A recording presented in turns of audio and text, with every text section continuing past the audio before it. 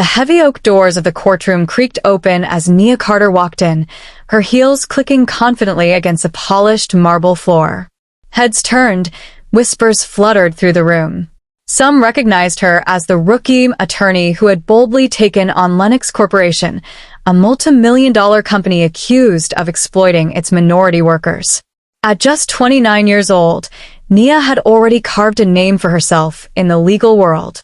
Growing up in a working-class neighborhood in Atlanta, she had witnessed firsthand the struggles of Black and brown families trying to make ends meet.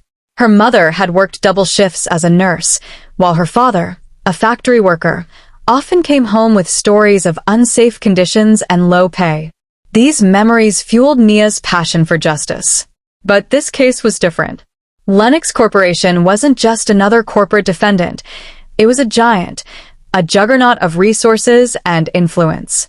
Their legal team was infamous for its cutthroat tactics, spearheaded by Charles Warren, a senior attorney with over 25 years of experience. Warren's reputation preceded him, a man of sharp intellect but equally sharp condescension. He was notorious for underestimating younger attorneys, especially women, and doubly so if they were Black. Nia had overheard his sneering comments during the pretrial proceedings. A public defender type, he had said to one of his colleagues, chuckling under his breath. This should be a quick win. But Nia wasn't here to make friends or prove anything to Warren. She was here to win justice for her clients. The courtroom was packed. Reporters lined the back walls, their cameras clicking as community activists and concerned citizens filled the gallery. The case had attracted national attention, not only because of the accusations against Lennox Corporation, but because it symbolized a larger fight for labor rights and racial justice. Nia's clients sat in the gallery behind her.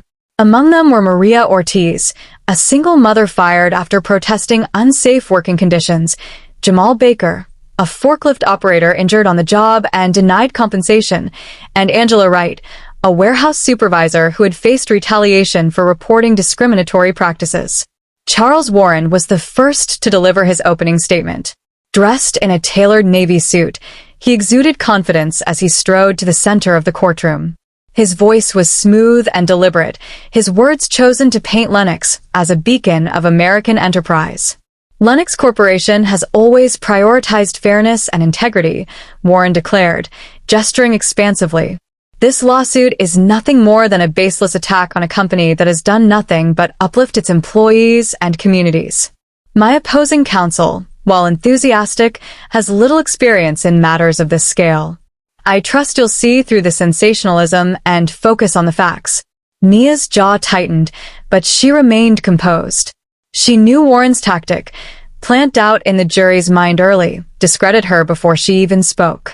When it was her turn, she rose slowly, adjusting the creases in her navy blue pantsuit.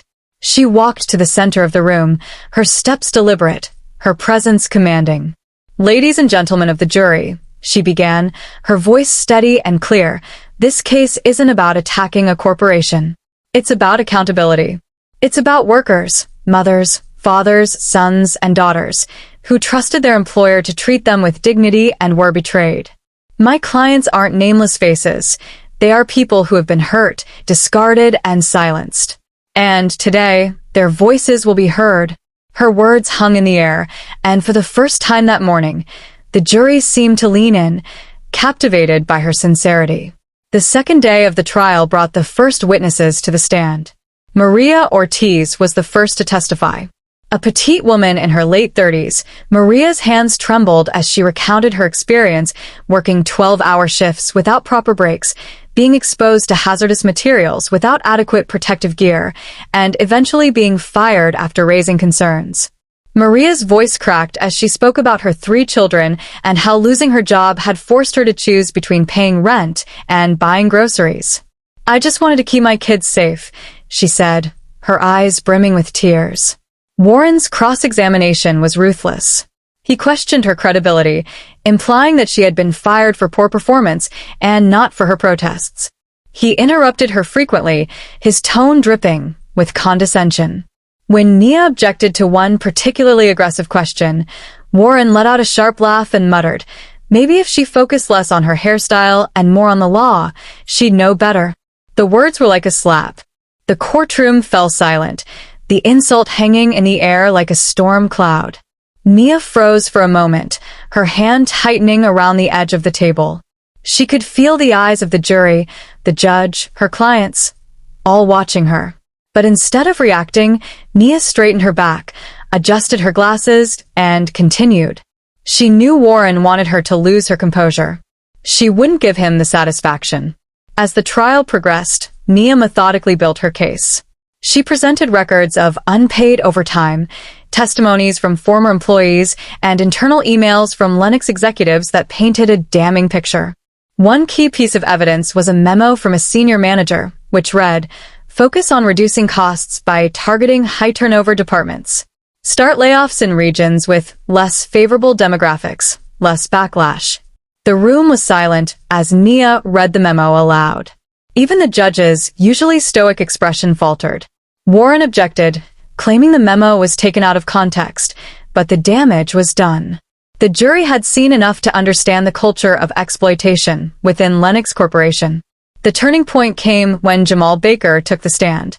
A 42-year-old forklift operator, Jamal had worked for Lennox for over a decade before a workplace accident left him with a permanent back injury.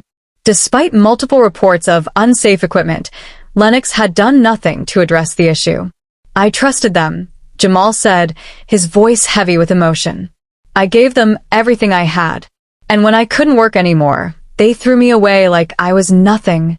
As Jamal described the financial and emotional toll on his family, Nia glanced at the jury.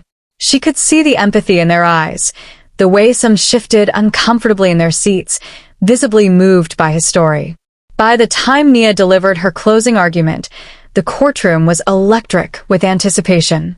She stood before the jury, her hands resting lightly on the podium. "This case is about more than just policies and procedures," she began, her voice steady but impassioned.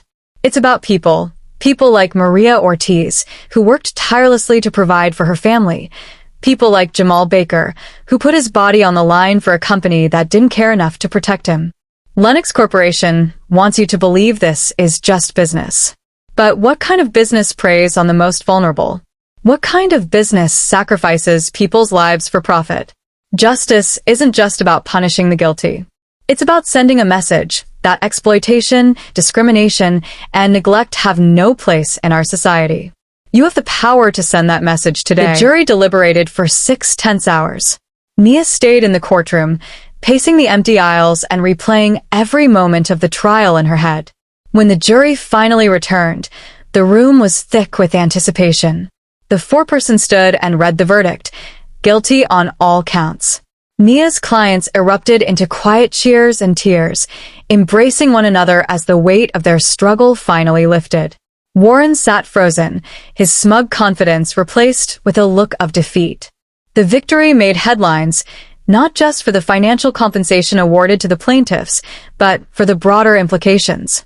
Lennox Corporation was forced to implement sweeping reforms, and Nia Carter became a symbol of resilience and justice. For Nia, the case was personal. It wasn't just about winning. It was about proving that integrity, intellect, and determination could triumph over prejudice and power. As she walked out of the courthouse that evening, her clients by her side, she felt a profound sense of accomplishment. This was why she had become a lawyer, to fight for those who couldn't fight for themselves, and to remind the world that justice was for everyone, no matter how small they seemed. Weeks later, Nia sat in her office, a framed newspaper clipping of the verdict hanging on the wall. She thought of her parents, of the sacrifices they had made, and of the countless workers who still needed someone to stand up for them. This was only the beginning.